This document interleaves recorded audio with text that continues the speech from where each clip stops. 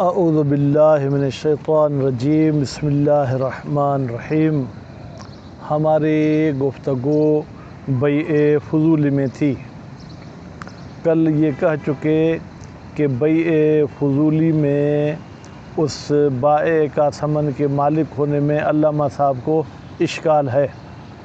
اب آج آپ کو یہ فرماتے ہیں کہ یہ اشکال کس صورت پر ہوگا۔ اس اشکال کے حوالے سے ہمیں اجازت کو بھی مد نظر رکھنا ہوگا، کیونکہ فضولی کا مطلب یہ ہے کہ میں کسی غیر کی چیز بیچتا ہوں یا میں کسی غیر کے پیسے سے کوئی چیز خریدتا ہوں، تو یہ بیع و شراء دونوں فضولی ہوں گے۔ اس عقد کے بعد مالک سے اجازت لی جاتی ہے، تو اس اجازت کی دو قسمیں علماء نے کی ہیں، یا اجازت کی دو صورتیں کی ہیں۔ بعض لوگ کہتے ہیں کہ یہ اجازت ناقلہ ہے۔ ناقلہ کا مطلب یہ ہے کہ جب تک اجازت نہیں آئی تھی تب تک یہ فضولی والی چیز دوسرے بندے کی طرف منتقل نہیں ہوگی۔ جیسے ہی وہ اجازت دے گا تو اجازت کے وقت سے وہ چیز اس کی طرف نقل ہو جائے گی۔ تو فرماتے ہیں یہ اشکال اس صورت میں ہوگا کہ جب ہم اجازت کو جو ہے اجازت ناقلہ مانیں، تو اس صورت میں اشکال ہوگا کہ بھائی بائع نے گویا مشتری نے گویا کہ بائع کو اپنے ثمن کا مالک بنایا، لہذا وہ مالک کو بھلی نہ دے، خود مالک ہو جائے گا۔ اور اجازت کی دوسری صورت ہے کاشفہ۔ کاشفہ کا مطلب یہ ہے کہ اجازت آ کے پردہ اٹھاتی ہے کہ یہ عقد پہلے سے ہی صحیح تھا، لیکن اجازت نہ ملنے کی وجہ سے گویا کہ اس پر پردہ پڑا ہوا تھا کہ یا وہ عقد صحیح ہے یا وہ عقد صحیح نہیں ہے۔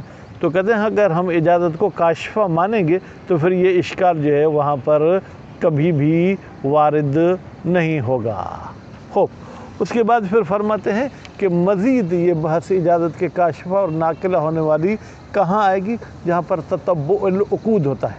تتبع العقود کا مطلب یہ ہے کہ ایک ہی چیز پر چند عقد واقع ہوں، یعنی میں نے کسی شخص کی چیز اس کی اجازت کے بغیر بیچی، پھر جس کو میں نے بیچی اس نے کسی اور کو بیچی، پھر اس نے کسی اور کو بیچی، تو اس کو کہتے ہیں تتبع عقود۔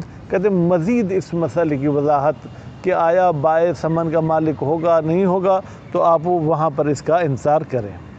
اس کے بعد پھر فرماتے ہیں یہ جو ہم بحث کرتے ہیں کہ فضولی کی بیع صحیح ہے یا صحیح نہیں ہے اپنے لیے، چاہے وہ غاصب ہو یا چاہے وہ غیر غاصب ہو، یہ اس صورت میں ہم کہتے ہیں کہ اصل میں اگر مالک نے اجازت دی تو یہ مالک کے لیے معاملہ واقع ہوگا، اس بائع کے لیے واقع نہیں ہوگا۔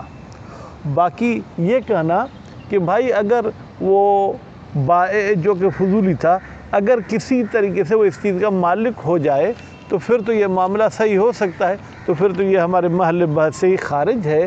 کیوں؟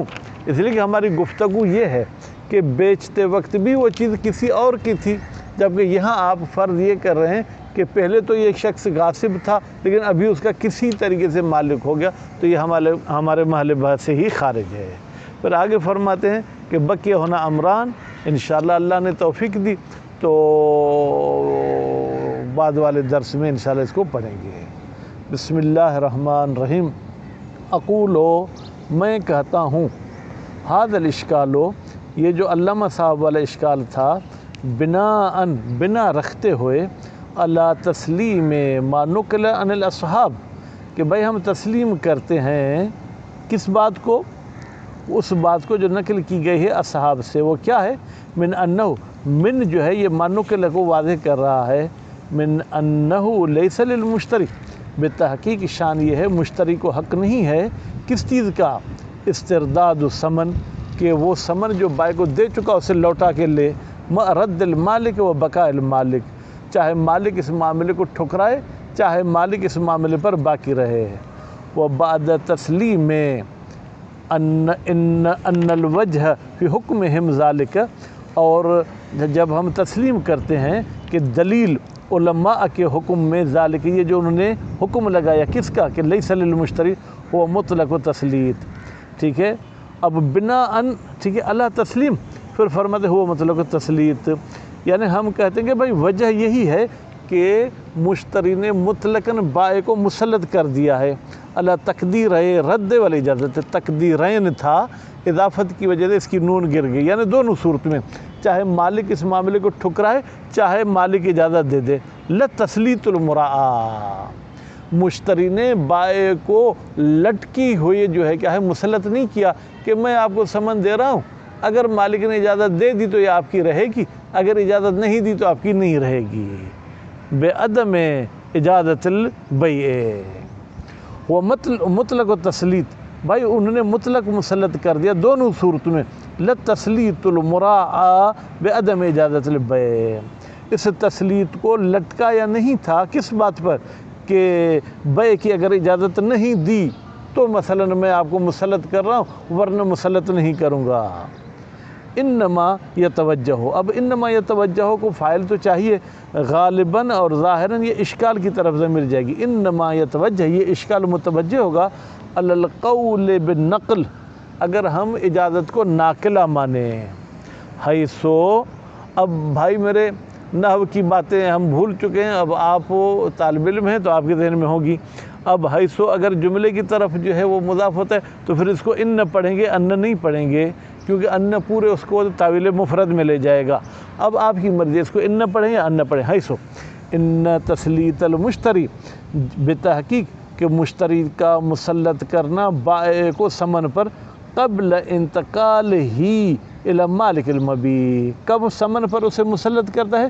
ابھی وہ ثمن منتقل نہیں ہوتی ہے مالک مبیع کی طرف بالاجازت، مالک کی طرف اس وقت منتقل ہوتی جب مالک اجازت دیتا، اب تو اجازت دینے سے پہلے ہی یہ ثمن دے چکا، فلا یبقی مورد للاجازت، تو اب مالک کس چیز کی اجازت دے گا؟ بھائی یہ ثمن دے چکا ہے۔ وَأَمَّا عَلَى الْقَوْلِ بِالْكَشْفِ، لیکن اگر ہم قائل ہو جائیں کہ یہ اجازت کاشفہ ہے، فلا یتوجہ اشکال اصلا، پھر تو یہاں پر کوئی بھی اشکال وارد نہیں ہوگا۔ کیوں؟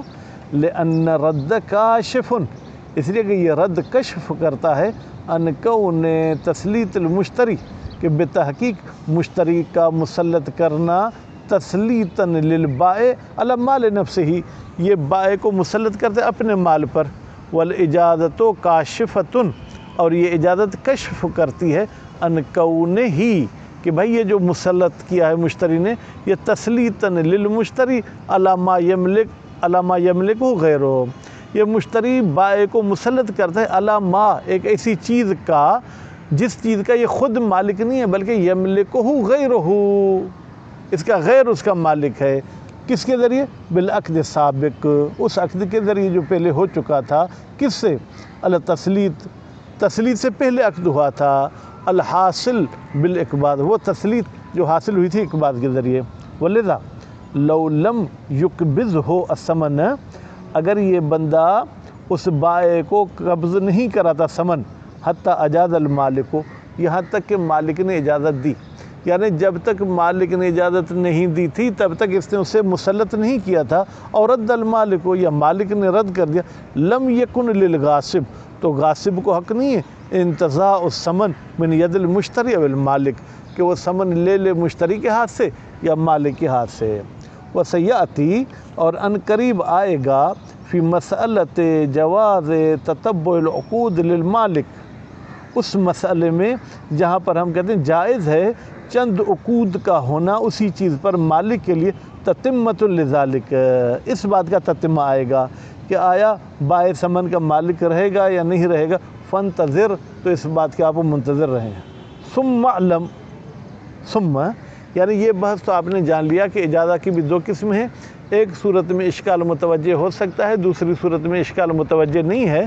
پھر آپ جان لیں ان الکلام فی صحت بیع الفضول لنفسہ، یہ جو ہم بحث کرتے ہیں کہ صحیح ہے فضول کی بیع اپنے لیے، غاصباً کان الفضولی اور غیر غاصباً، چاہے وہ فضولی غاصب ہو چاہے غاصب نہ ہو، انما ہوا، بتحقیق یہ کلام فی وقوع البیع، یہ اس بیع میں جو واقع ہوتی ہے مالک کے لیے، اذا اجاز، جب مالک اجازت دے، وہو الذی لم یفرق المشہور بینہ و بین الفضولی، وہو یہ صورت کون سی کہ جب یہ بیع کرتا ہے تو گویا کہ یہ بیع مالک کے لیے ہوگی اجازت والی صورت میں، تو اس مسئلے کے درمیان مشہور نے فرق نہیں کیا ہے، وہ بین الفضول البائع للمالک، یہاں تو اپنے لیے بیچا تھا اور وہاں پر مالک کے لیے بیچتا ہے، لا لنفسی، اپنے لیے نہیں بیچتا۔ کہتے ہیں دونوں صورت میں، اپنے لیے بیچے تو بھی اجازت کی صورت میں یہ بیع مالک کے لیے ہوگی، اس فضولی کے لیے نہیں ہوگی،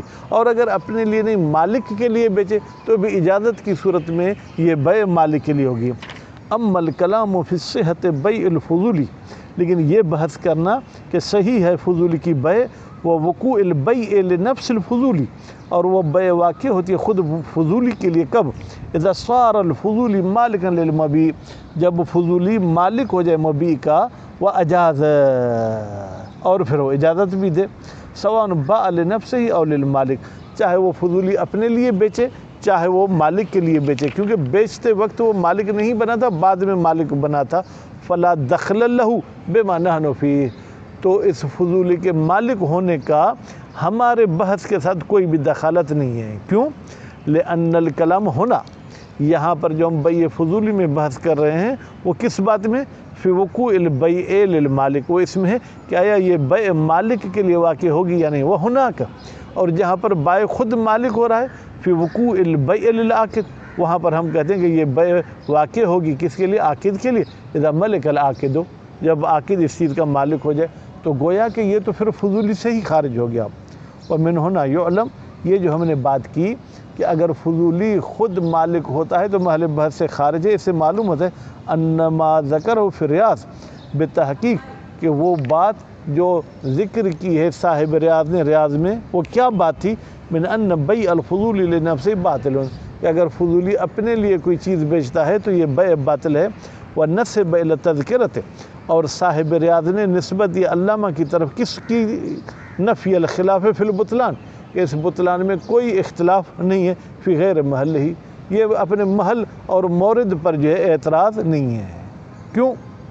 اس لیے کہ بھائی ہم کہتے ہیں کہ اگر خود مالک ہو گیا پھر تو یہ فضولی سے خارج ہو جائے گی، الا ان یرید ما ذکرنا ہو، مگر یہ کہ صاحب ریاض ارادہ کرے اس بات کا جس کا ہم نے ذکر کیا ہے۔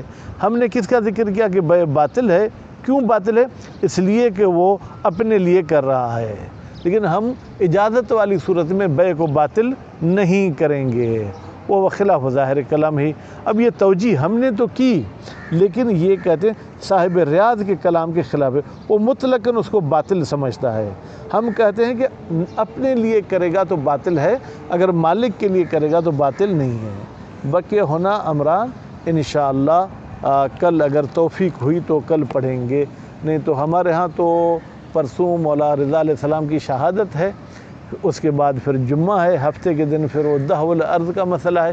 توفیق ہوئی تو انشاءاللہ پڑھوں گا، نہیں تو پھر انشاءاللہ 3 دن کے بعد۔ صلی اللہ علی محمد و آل محمد۔